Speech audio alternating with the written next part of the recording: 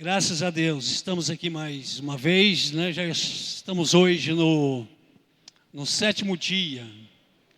No sétimo dia Deus descansou. No sétimo dia Deus parou para ver as suas obras, né? As obras que Ele havia feito. Então Ele agradou de tudo que tinha feito. E nós somos uma dessas obras que Ele fez. E estamos aqui para adorá-lo, né? Para agradecer a Ele por tudo. Hoje foi geralmente no sétimo dia, foi o descanso. Esse descanso não é bem um descanso. Esse descanso, na verdade, é uma recuperação. É refazer. É buscar alimento espiritual. Ler a palavra de Deus, orar, separar só para isso. Precisamos separar, não ser aqueles cumpridor de sábado, mas tirar pelo menos um dia na semana para poder, né, adorar o nosso Deus. Estamos falando nesses dias da graça que transborda, não é? Então esse tema ele é muito rico, porque se trata da graça que é tudo. Na verdade, quando buscamos em nós não encontramos em nós nada que possa fazer alguma coisa. Tudo que se faz, principalmente na igreja, é pela graça de Deus.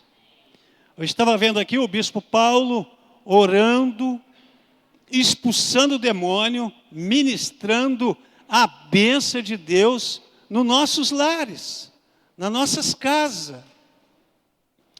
Esse é o papel da igreja.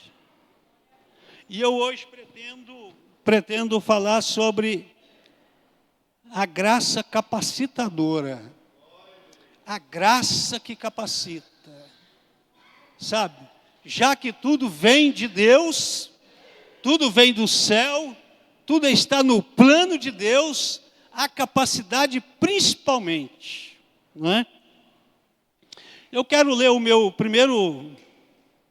minha primeira referência bíblica, que está em Lucas 10, 19. Quero que vocês, não precisa ficar abrindo a Bíblia, a não ser que queira abrir, não é? Lucas 10, 19, diz assim: eis que vos dei autoridade para pisar de serpente e escorpiões, e sobre todo o poder do inimigo, e nada lhe absolutamente vos acontecerá dano. Eu fico olhando a igreja, principalmente de uns anos para cá, e eu tenho assim despertado o meu olhar para ver a igreja. O que a igreja está fazendo? Ultimamente, meu irmão Walter, eu tenho visto a igreja assim um grande exército. A igreja, se você analisar ela de um modo geral, ela é um grande exército. É um exército poderoso. É um exército em público, mas também é um exército oculto. Você não sabe quem é quem. Você não sabe aonde está. Não é? Quando andamos no meio da multidão, nós não sabemos quem é quem, mas o exército de Deus, ele está em todo lugar. Está em todo lugar. E como cresceu esse exército? Impressionante que quando o Senhor Jesus, então, ele estava dando as suas instruções, seus ensinamentos, né? Aquele seminário intensivo, dia e noite, né? não só ensinava, mas também praticava o que aprendia. Então, o Senhor Jesus, a primeira coisa que Ele fez questão de nos dar essa autoridade foi sobre os poderes malignos. Essa autoridade que recebemos de Deus. Eu quero que você entenda uma coisa e já aproveita para você entender que você está no lugar de autoridade. Você não precisa ficar rebaixando, se escondendo, com medo. Você já tem autoridade. Quando eu não era crente, ainda menino, né? Mas naquele tempo a gente era temente a tudo, pastor Zezinho. A gente tinha medo de tudo, né? Tudo punha a gente para correr. A gente tinha medo de tudo quanto é tipo de assombração. Tinha uns lugares assombrados, pastor, que a gente tinha medo de passar. E toda vez que passava, irmão Cláudio, o inimigo fazia alguma coisa ali para fortalecer a ideia de que aquele lugar era assombrado. A gente tinha medo de tudo. Tinha medo de lobisomem. Meu Deus, quando dava a Semana Santa, a gente escutava até o bicho bater queixo lá fora. Você vê o pai da mentira como que é, né? A gente tinha medo. E não saía não, se saísse estava correndo risco.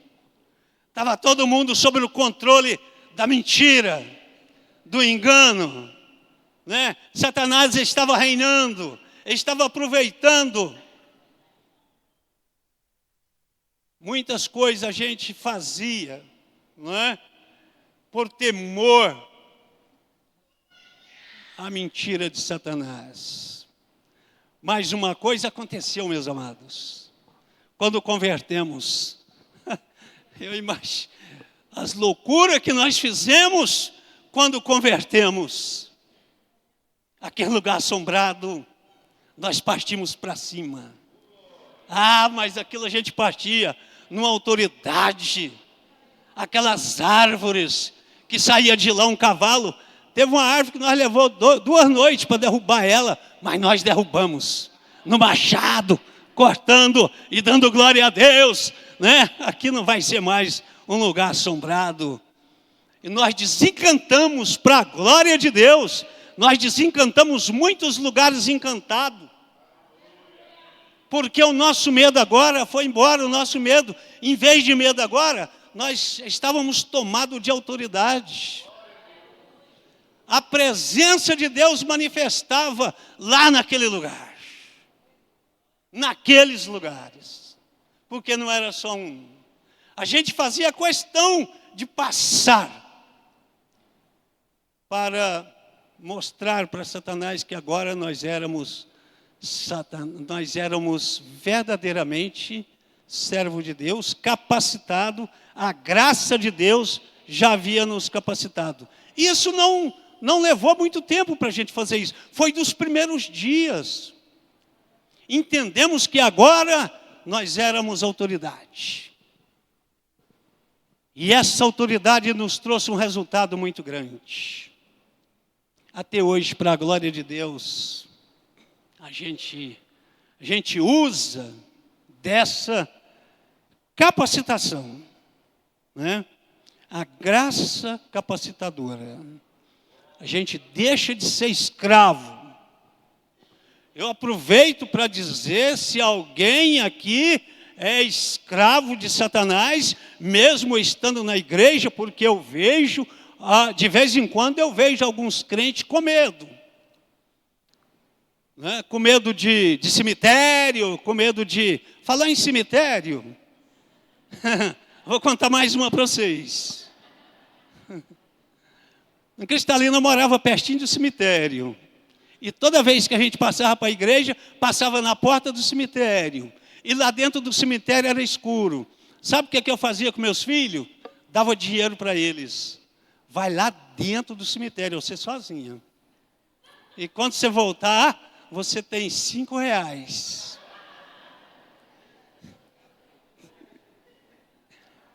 Daí a pouco eu estava brigando para ver quem que ia primeiro nesse cemitério para ganhar os R$ 5.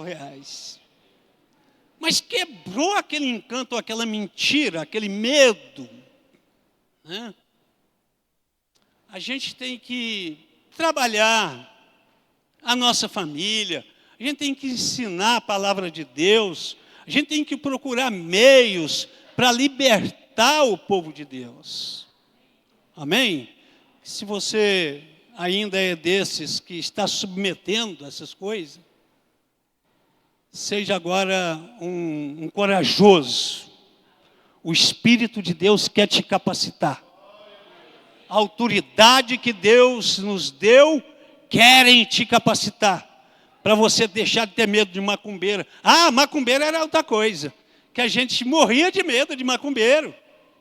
Nossa, vixe, aquelas benzedeiras, aqueles macumbeiros, né? A gente vivia debaixo desse jugo. Esse jugo da mentira.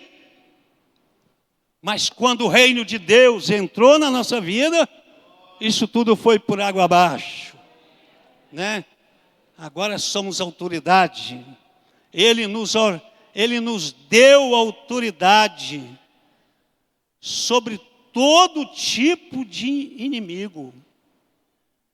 Eu vou falar de outra capacitação de Deus, que está em 2 Coríntios 3:6.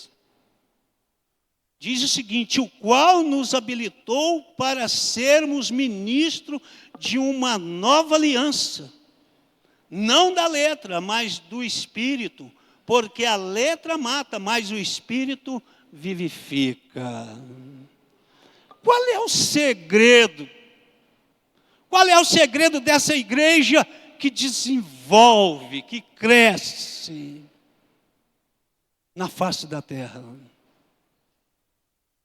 O segredo é esse, é que Deus capacita homens, mulheres, e Deus não está olhando para a nossa aparência, não. Ele não está olhando para o nosso grau, né? Escolaridade, Ele não está olhando para nada disso, não. Ele quer nos dar, Ele quer nos capacitar para sermos ministros. E eu já falei muitas vezes e continuo dizendo, eu não gosto do que crente diz, eu não sou capaz. Porque a capacidade não é nossa. A capacidade não é nossa, propriamente nossa, mas é a graça de Deus. O que é a graça de Deus? A graça de Deus é o Espírito de Deus. A graça de Deus é o próprio Jesus. Nós não precisamos ficar escondidos. Nós não precisamos ficar aí, não é? Ah, eu não vou fazer, eu não vou falar. Você está autorizado a ser ministro. Põe isso na sua cabeça. Seja um ministro. Seja um pastor. Seja um evangelista. Você vai ver o quanto é bom exercer esses cargos no reino de Deus, debaixo da graça de Deus. Não se conformem em ficar sentado no banco. O banco é bom, eu também sento no banco todo dia. Estou ali, mas estou à dispensação da igreja, eu estou à dispensação do reino de Deus. Não estou ali porque eu estou incapacitado, não. Eu estou ali à dispensação do reino de Deus. É importante isso. Quantos ministros, quantos pastores, não é? Aquelas pessoas simples. E olha que é simples, mas de repente, não é? Ele desenvolve. Ele cresce, ele classifica, Falando ainda de um menino que tinha lá em Cristalina, estou testificando mais de Cristalina hoje, né? Ele era um menino simples. E de repente alguém deu uma oportunidade para ele lá. Meu Deus do céu. Foi a mesma coisa de pôr fermento na massa. Cresceu. Hoje ele é pastor de uma das maiores igrejas da cidade lá. Se vocês verem o tamanho do prédio que aquele menino, não é mesmo? Deixou o ministério dele desenvolver. Você sabe que quem é que inibe o nosso ministério? Somos nós mesmos. Somos nós. Somos nós que inibimos. A gente mesmo fica ministrando na gente. Eu não sou chamado, eu não sou nada, não é? E vai continuar sendo nada no lugar de um ministro, né? Então, eu quero dizer para vocês que estão aqui nessa noite, os que estão também no nosso serviço social, você é um ministro e uma ministra de Deus. Se você está na casa de Deus, então entra em ação, começa a mover, começa a ganhar almas. Tem muitas almas ainda para ser salva. Tem muito serviço no reino de Deus. Você já viu que tudo que a gente faz no reino de Deus tem vida? Tudo assim, tudo gera vida, não é?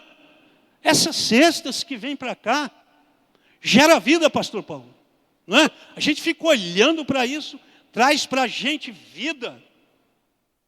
Tudo que se faz, o louvor,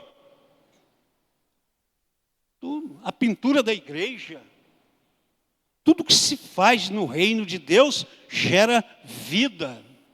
Não é obra morta, é obra viva, porque ali está o dom de Deus. E aonde o dom de Deus está, há vida. Não é? Há vida. O profeta olhou para aquele vale de osso, não é? E Deus pergunta para ele, esse Deus que capacita, a graça capacitadora pergunta para o profeta, pode esses ossos reviver? O que é que Deus quer dizer conosco? O que é que Ele quer? Qual é a mensagem? Qual é a animação que Ele quer passar através disso? Ele quer dizer para nós que Ele pode, através de nós, fazer o impossível. Fazer o impossível. O profeta fica, Senhor, mas o que eu vou fazer? Né? Senhor, Tu sabes. Não é? Então, o profeta agora começa a chamar vida. Começa a chamar o Espírito, não é? A igreja não se conforma com a morte, a igreja ministra vida, porque em nós está a vida. Está a vida. Deus mostra em grande escala, não é? Um vale de osso seco. E Ele diz, pode sim, isso aí pode viver.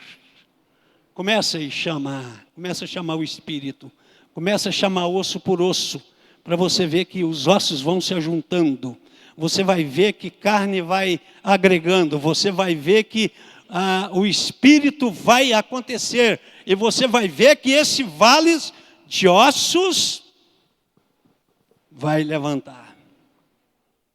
Deixa eu aproveitar para te dizer uma coisa. Às vezes conformamos que dentro da nossa casa, não é? Aquele vale, aquelas vidas, não é? Sua vida conjugal às vezes está morta. O seu relacionamento às vezes estão mortos, estão apodrecendo. Os filhos estão cada um na sua rebeldia. Mas é falta de colocar em ação a graça de Deus. Autoridade máxima, Aleluia. Oh, glória a Deus, autoridade máxima.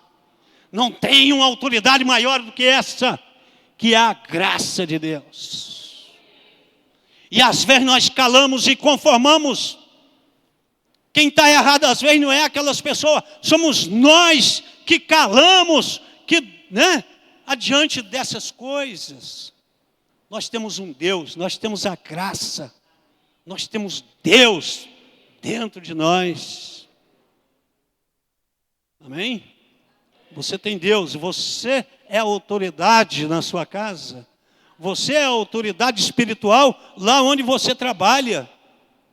Eu lembro que o meu genro, uma vez em Brasília, ele me disse o seguinte, que lá na companhia que ele estava trabalhando do Exército, todo ano, pastor, morria uma média de 8, 10 soldados só suicidados.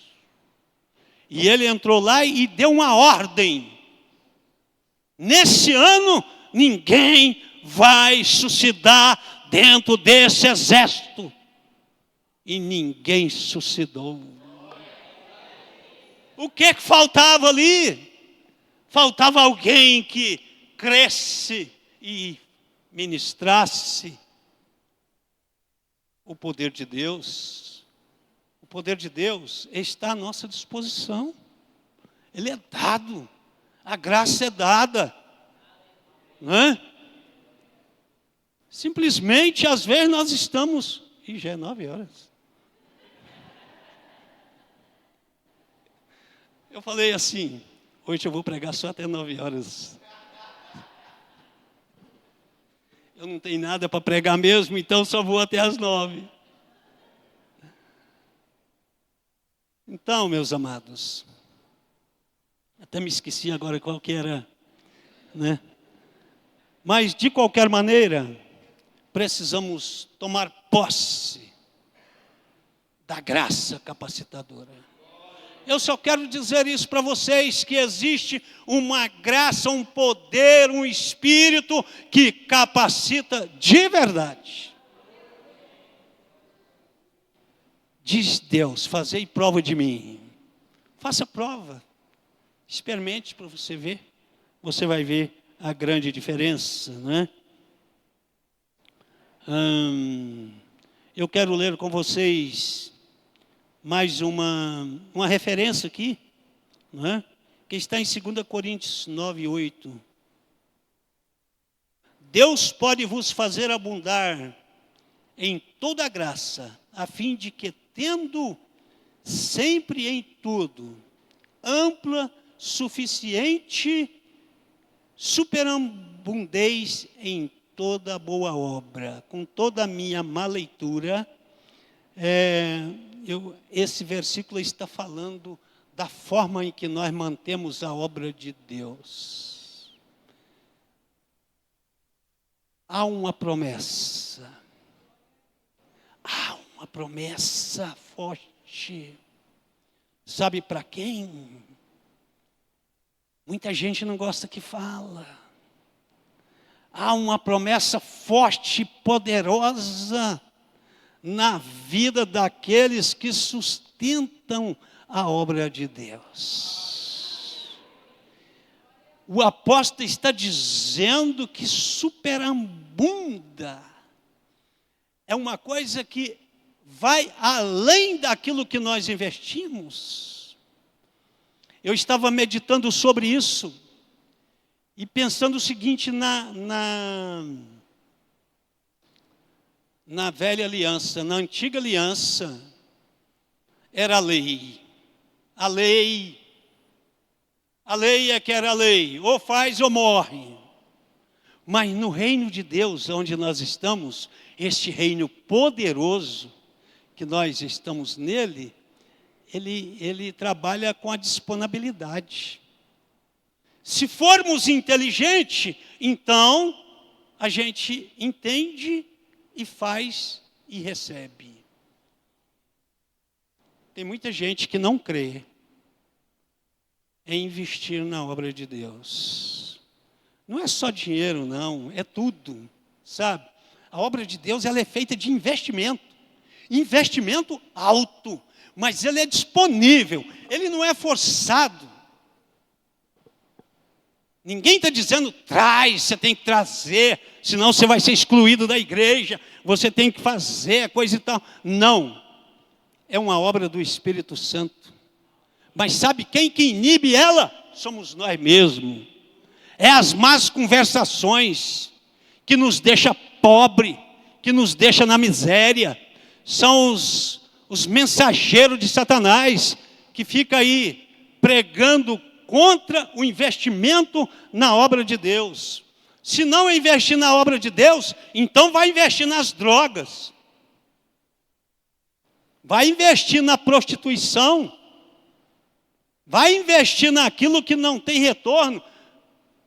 Mesmo, né, não tendo retorno, ou melhor, além de não ter retorno, tem também a morte, tem as doenças, tem a pobreza, o atraso de vida. Não deixamos resultado nenhum. Nascemos, crescemos e morremos e não investimos em nada. Agora, quando investimos na obra de Deus, né? E eu nem vou pedir para dar meu testemunho, Paulo, viu? Mas o meu testemunho é forte. Meu testemunho é forte, porque eu tenho essa experiência com Deus. E muitos crentes que estão fazendo a obra de Deus crescer. A sua oferta, a sua doação, ela é o dom de Deus que está na sua vida. E eu te digo que até um copo de água que alguém der a uns desses meus pequeninos, o que acontece com ele? Ele será reconhecido, será retribuído, até um copo d'água. Imagina você investir na obra de Deus. Amém? E eu não estou te incentivando outra coisa, mas a verdade, a graça de Deus, a graça capacitadora de Deus, as minhas horas vai passando. Que relógio que corre, misericórdia. Tá bom, chega por hoje. Eu só espero que vocês entendam que vocês têm o Espírito de Deus, que vocês podem investir na obra de Deus, né? Pode esbanjar, porque Ele já nos deu esse reino. Esse reino é nosso. Só para mim profetizar a minha profecia do ano, eu vou ler um versículo para vocês aqui, que é a minha profecia para vocês. Essa profecia está em João capítulo 4, versículo 35. Jesus dizendo assim, ó: não dizeis vós que ainda há 4 meses até a ceifa? Eu, porém, vos digo, erguei os olhos e veides os campos, pois já branquejam para a ceifa. Essa palavra é para você. Talvez você está esperando receber daqui não sei quanto tempo. Mas o Espírito de Deus está dizendo para você agora: levanta os olhos e vê. Porque já está maduro. Pode começar a colher agora. E não daqui. O mês que eu estou pregando é o mês de junho. Mas Jesus está dizendo, né? Os campos já estão brancos. Começa a colher agora. Levanta os olhos, abra os seus olhos espiritual e veja que já está aí. É só colher. Que Deus te abençoe. Colhe, faz essa colheita antecipada. Amém? Que você consiga abrir os seus olhos. E você vai ver a glória de Deus. Obrigado.